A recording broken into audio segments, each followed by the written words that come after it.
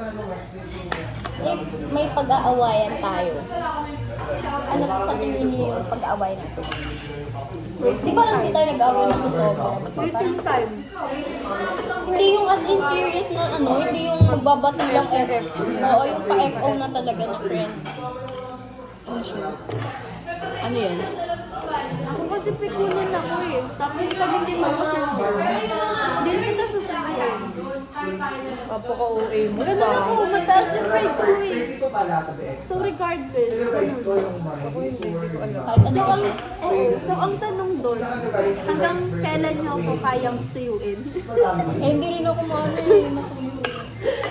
Kahit nung Sama-sama mga pa panahon, tayo. kahit nung mga panahon na di ko sila pinapansin, chat-chat siya. Kain tayo. Ako ba? Kain tayo, Ako andito hindi kasi kami. ako magaling sa words eh. Sa text lang ako magaling kasi hindi doon ako nag-effort. Umiiwas na ako nun, di ba? Sabi ko, inaya niyo ako kung kailan nandyan na kayo. Aalis na, nakasakay na ako. Pero totoo dito, hindi pa ako nakakasakay na. Kasi hindi talaga ako nun guys. Ano kaya ko? Wow, kalungan dami natin fans, guys. Ay! Ako rin eh, doon din ako nagkukwento. Tapos ayun, ano ba yung sabihin ko? Paano? Hindi pa naman kami kumakain noon. Oo. May pinili lang si Eka. Oo, inaantay ka namin. Oo. Yung si Ria, nag-order kay Eka. Hindi alam ni Eka nakakain tayo. Sorry Eka, kahit mapapanood mo to. Pero totoo yung nangyari. Inaantay namin ng muli si Eka. Ay, hindi. May lakad tinatanong sa Eka. Hindi niya alam nakakain tayo. Nung on the spot niya na lang nalaman, kakain tayo. Ah, talaga. Nakalimutan ko Kaya, na. may order si Ria. Alam ko yun yung Nagplano kami. Oo. Ay, damit pala. Saka damit. Dalawa yun. Nag-order si Ria. Allowance day namin noon. Kaya kakain kami. Tapos, plano, pag kami allowance, baka kami. Kasama namin si Eka. Tatlo kami. Si Crisel kasi, ewan ko. Galing pa sa work. Oo, galing pa siyang work. So, naantay namin sa kasi late siya na kumuha ng allowance. Naantay namin sa Eka na ma-deliver yung order ni Ria. Tapos sinat namin si Crisel kung ano na, kung nasa na siya para kakain sa KFC. Trendy, dalawa lang pa. Kasi akala niya kumakain na kami nung inaya siya. Kasi pagkakachat niya, kakain kami KFC, parang ganon. Asan ka? Tapos sa isip ko, kumakain na sila, inaya lang nila. Tsaka lang nila ako Word inaya. nakakain. Nakakain na Sabi kami. ko, inaya niyo ako kung Ganun kailan ba? nandyan na kayo. Sana nakita mo yung present, future tense. Importante yung tenses. Then, naiinis na ako nun talaga. Tapos sabi ko talaga sa isip ko nun. So, ganun siya kababaw. Ayun yung mga reason. Kahit anong reason, magagalit ka. Mag-FO na kami, ganun daw. Sabi ko, Yun ba yun? Yun ba yun? oo, hindi kahit anong Ay, reason yun na. magagalit ako. Basta, Hindi yung pa-FO na talaga, as in serious na talaga. pag hindi ako sinuyo. Babaw na nila. Ito kami, oh. Ganda siya. Ikaw, Dai. Hindi ko alam. Ako mga nalista mo, Ryan. Wala. Curious kasi ako sa sagot mo. Feeling ko. Ay, kasi parang kahit anong gawin niya sa akin, okay lang sa Kapain ka namin, okay lang. Yung magkaka-black eye ka, di ka makapasok bukas. Ano, Or sa ano Monday. na? Tagal, dami sinasabi. Hindi, curious lang talaga ako, wala akong sagot. Ay ano, siguro ano, for me lang. Miscommunication. Hindi ko alam kung gusto ko ng communication. Ako lagi pero ako lagi yun yung hindi ko magawa. Parang gets mo ba yun? Gusto kong kino-communicate ako, pero ayoko. Kachat Gets nga mo ako ko, sa'yo. diba? Parang ganun nga ako. Pero gusto ko chinachat niyo ako. Parang ganun ako, guys. Ako pala, ayoko ng ano, hindi ako sinisin. Eto naman, hindi nagre-reply. Hindi ka nga yung, di ba hindi siya masyado Hindi, nagre-reply? ikaw yung hindi talaga nagre-reply. Eto si Chai, eto sa totoo lang. Si Chai magaling siya sa PM, pero sa group chat hindi siya magaling. Oo. Pero ako, Sobrang inis na pero inis ako, sa group chat ako ma-chat, sa PM hindi ako Yun yung ma-chat. pinaka nakakabusit. Eto naman, Piniem ko na siya. nag-visit ako, din nagre-reply ko kanina, kaya, ewan ko. Ayun Kasi nga ayoko ma-hold up. Kasi di ba, Okay. okay Ako lang mo ganda ng cellphone niya. Pakita mo yung cellphone mo. Kahit na, uso-uso yung hold up ngayon. Yun na nga lang yung cellphone ko, tapos hold up din pa. Paka-OA. Paano na? Pero yun, siguro yun. Yung ano, yung na mag-uusap for so many months, na umabot na ng years, feeling ko din na mag-fall out yung friendship namin. Kasi hindi ako magaling sa sa pag-save ng relationship. Tama ba? Kasi ang dami kong friend, naging seasonal lang siya. Yung tinuring kong best friend ko nung senior high, as in same kami ng pinggan, pagkakain, baon namin, lalagyan namin sa lagayan, same kami kakain.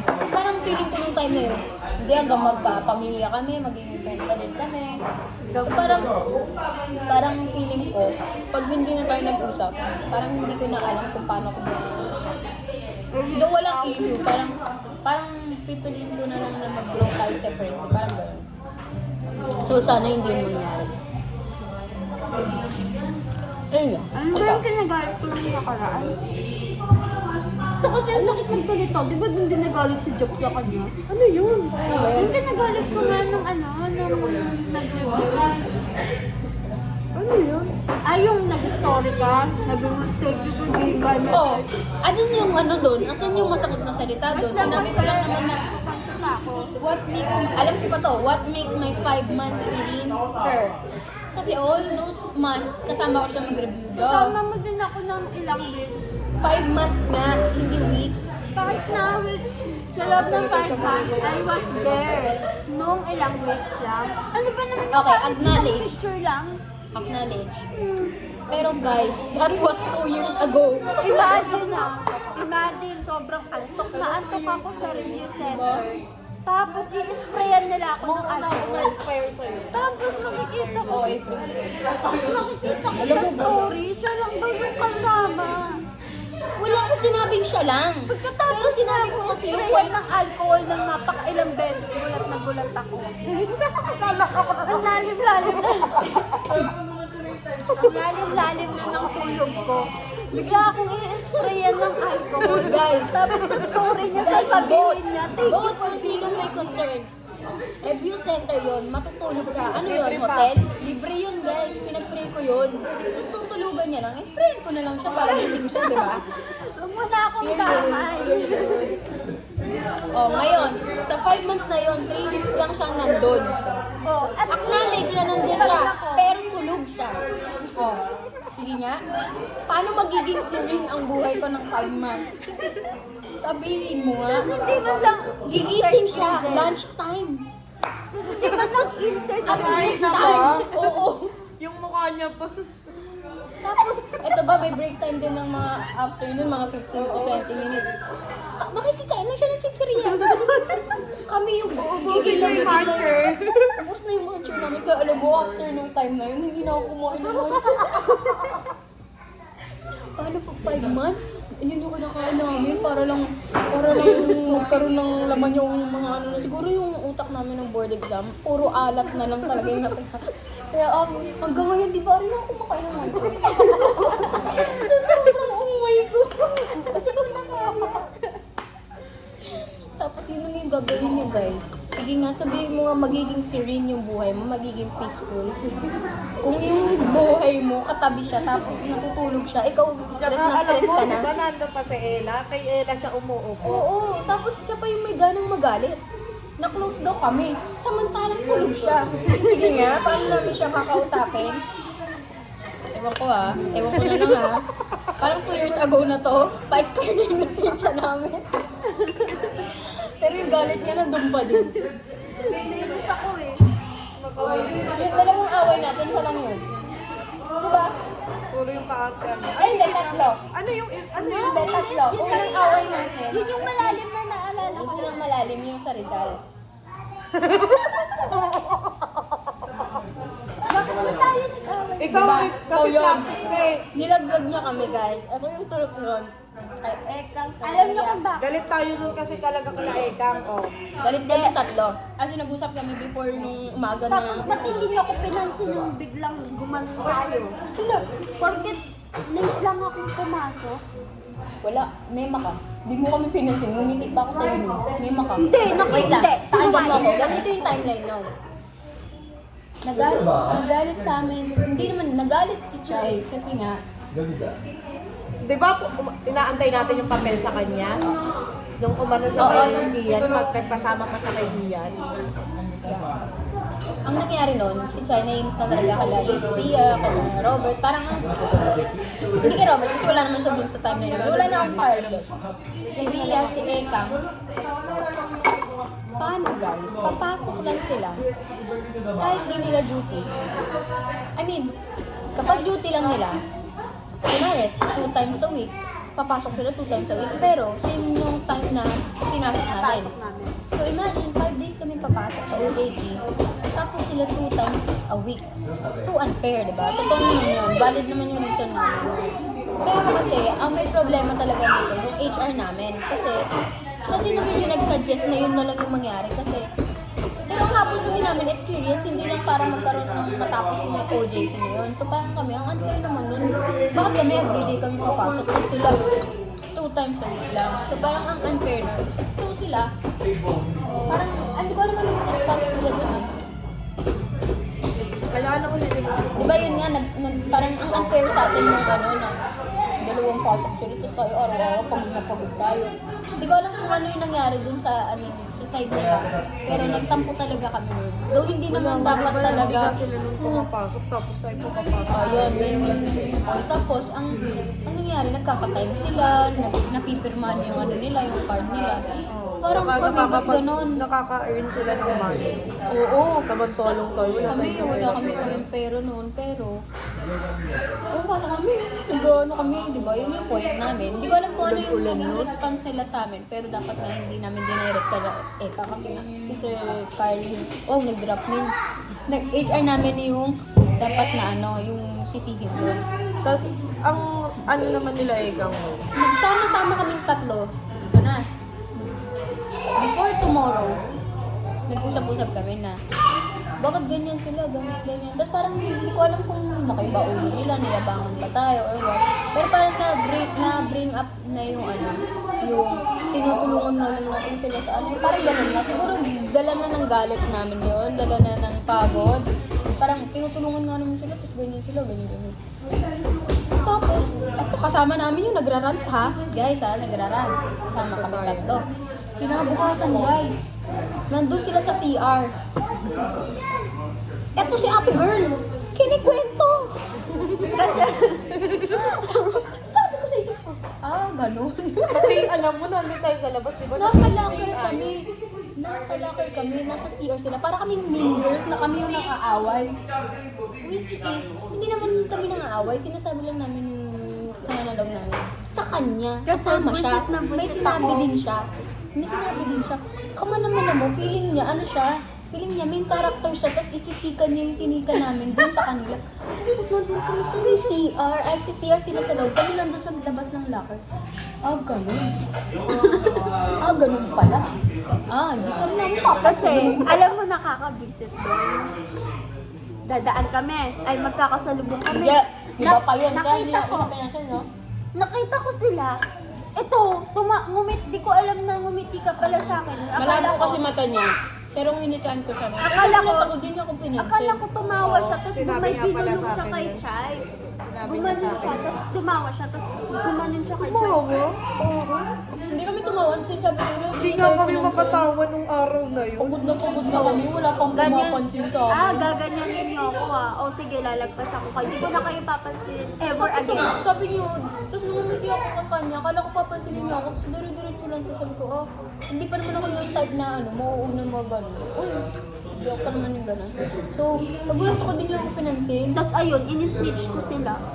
Tapos, hindi, bago pa talaga yun, guys. Yun lang yung naaalala ko. Tapos, nabwisit na kami ng tutusin. Kasi, bakit mo kinikwento yung sinabi namin sa'yo? Kung ikikwento mo yung sinabi namin tungkol sa kanila, dapat kwento mo din yung part na sinabi mo. Kasi ang Siyempre, unfair na wala kanila- na akong maalala kung may sinabi ako Ayun yung point namin. Bakit mo pa rin sinabi? Tapos alam mo, ang awkward yung time na yun sa Rizal. Ayun yung unang away namin. Kaming tatlo. Ang Tagal pangalawa, yun guys, 1 month yun. Diba? Okay. Joke lang, Wala, 1 week lang pala. Hindi, 1 week yun. Wala, di ba? pinilit na namin sila Ekang na mag-usap. Huwebes yun di ba? Huwebes yun. Ayoko pa Pinilit na namin na mag-usap dun sa may H2O. May gaga. Manila Bay. Sa Manila Bay. No, loko nyo mo, be. Di ba yung Hindi yun Manila Bay? Layo. Kala ko Manila Bay. Basta parang siyang Manila Bay. Dagat siya. Feeling namin, pero may tayo sa next. Ang baho, apakabaho. Pero yun, nabusog kami doon. Tapos umiyak Alam mo yung feeling ko noon, hindi yung fruitful na usap. Yung parang napilitan na lang na mag- Tsaka pala may sama ako ng loob ng kay Ria. Ayun nga yun. Ah, Kasi Eka, yung sinabihan na Ako talaga na Jeje. na Jeje. Bukod pa yun. Ay hindi, ayun na yun. Pero kaya ito, inis ko nga yung ano nga, di ba? Yung tayo na nga pumapasok, tayo kung magdadala ng mga papel. Yun yung reason namin. OJT, parang per group kasi, di ba, pag kung sino yung nandun sa pinaka-hotel, parang may group kayo sa section nyo, kayo yung magpapasa ng mga documents, magpapapirma. Sa amin, inaasa. Samantalang sila hindi pumapasok. Yun yung inis niya. Sa parang ko, nadagdagan yung inis ko nun. Kasi yun nga yung totoong nararamdaman niya. Nararamdaman ko din, hindi ko nang nabu-voice out. So yun, nakishare lang ako ng sa kanya, ng galit.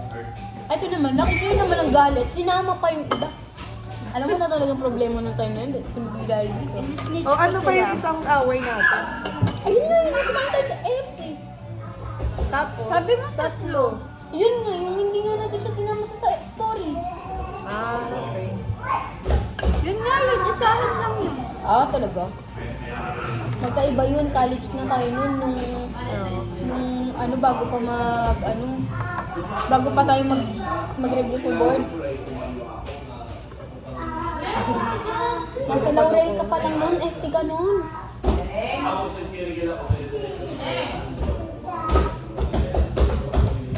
Hindi, galit na ako na nung sa KFC. Iba pa yun. Nag-board exam na nga eh. Nag-review na nga sa board eh.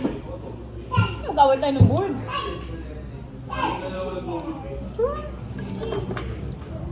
Okay na tayo nun, nung bago pa mag-review sa board. Yung sa KFC, yun Kasi yung nga- after ng board. Wala ka dyan. Tapos Kami na marami yun. pala kaming away. Araw-araw naman tayo nag-away. Iba-iba yung issue nila eh. Bad trip talaga ako sa kanya. Ako kasi talaga sinusa ako pag friend. Siguro po. Oo, yung Ganun ka. pinakagalit niya sa akin yung kay Ella. Hanggang ngayon, tignan mo araw-araw Oo yung nga, sinusumbag. pansin ko nga. Tignan mo, pinaalala niya na naman na. Pero ganun din siya. Ganun din siya. Ay, doon ka na kay Ekon. Doon ka na kay Honey. Hindi lang galit ko yung kay Hani sa kanya. Kasi nakita ko Na close kayo. Oo, Ayun, araw-araw yung magkasama sinabi. sila. Tapos sabi niya, sabi niya, hindi niya na daw papansinin. Hindi niya na daw papansinin. Sabi ko sa inyo, ganun ako. Ako nakita-kita, sabi niya pa, makita-kita ko pa, nag-ano sila, nag-SB sila. Hindi ko talaga kayang magalit sa Oo, tapos sabi niya hindi niya napapansin. Tapos makita ko lagi silang magkasama. Tapos may time pa na may magpaplano tayo. Tapos sasabi niya, magkasama kami ni Hani. Ayun na, nag-iinit na yun. Ako, ano? Araw-araw na kayo magkasama. Tapos tayo, ito na lang yung time natin. Magkasama na Hindi naman mo kayo. magkaugali kaming dalawa. Pero Ganyan din ako, pero hindi ako mag-voice out eh. Magkakaiba talaga kami. O, yun yung mga pagkakaiba namin. Pero ang daming away, puro si Crisel yung dahilan. Parang di ba? Common denominator. So alam niyo na, sa mga nanonood dyan, huwag niyo i-friend to. Hindi po yan totoo. Pake. Ang nakakatsaga lang dyan, mama niya, I'm the nicest. kapatid niya, si Tom, si Ian, kami. I'm the The rest? Oo, minsan nga hindi eh. Hindi lang siya hinihingian ng pera ni Tom, wala. True. Ganun, oo, totoo yun. That's fact. Ano na nangyari kay Tom? Anong year na siya? Doon pala yung nag-aaral si Tom, yung Farm girl trending na na yung ano. best friend. Oh, eh. Gulat ako. Ito yung kawawang-kawawa yung kapatid ko nun. Lahat sila. Alam mo, halos mahigit 2 oras sila maglakad. Punuan yung mga bus. Hindi na pag-trending na school. Hindi na pagandaan. Ano ba yung umabot ng tulong? Okay, kwento mo mula una. Napapagod na ako. Araw-araw na ako nagkukwento.